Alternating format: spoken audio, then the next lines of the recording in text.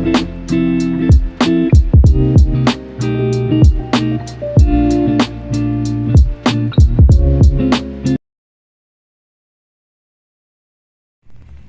evening mga kahabi, magtinula tayo guys. Tinula naman natin babanatan ngayon. Excuse me mga kahabi. Pinapakupsan muna natin mga kahabi, or pinapalangis muna natin manok. Sinalang natin ulang mantika o anuman. Pinapamantika muna natin. Yung ating panghalo guys ay malunggay at saka daw ng sili. Ayun. Nanuha ko muna ng tubig, binabad ko.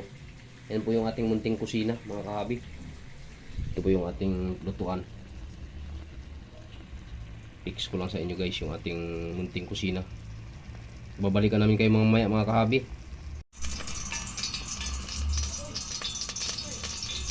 So guys, magpiprito tayo guys ng ano. Susunod mo tayo guys ng ano, kunting ricado.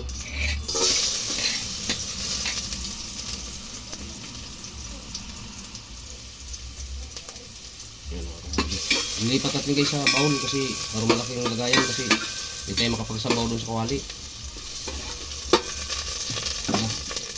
Lagyan natin yung ating manok. Yung manok natin pinaglangis na natin ito mga kahabi.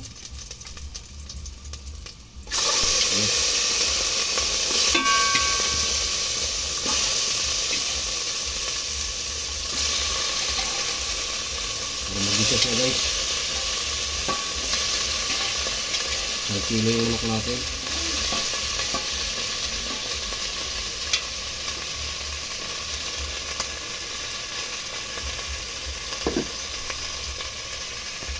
Ay mga kahabi.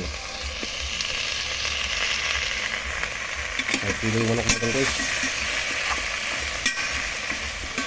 Isang kutsa na natin kanina. Kaya ginisa na natin siya. Kilo lang manok guys. Babalikan namin kayo mamaya mga kahabi. Sasabaw na natin yung ating guys manok. Lagyan na natin na guys ng lemongrass or tanglad. Nakamantika yung ating manok mga kahabi. Ngayon guys, lagyan na natin ng asin. Magmumukhang native yung ating manok mga kahabi. Dahil po ang ating sinabaw. Yan. Siyempre, hindi pa kompleto yung ating sabaw na manok kung walang magic sarap. Lagyan na rin po natin.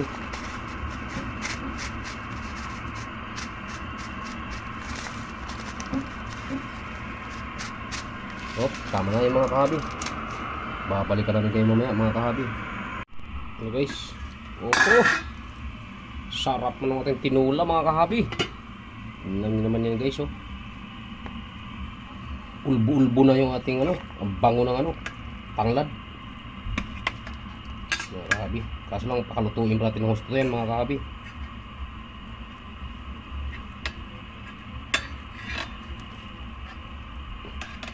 Wala tayong ilalagay na guys. Yung solid na halo, yung katulad ng papaya or sayuti. Ang ilalagay lang po natin ay malunggay lang at saka dahon ng sili. Yun lang po guys, pero mamaya pa natin ilalagay yun. Habang kasalukuyang lutuin mo natin ang gusto. Tikman natin ang sabaw mga kahabi kung tama na.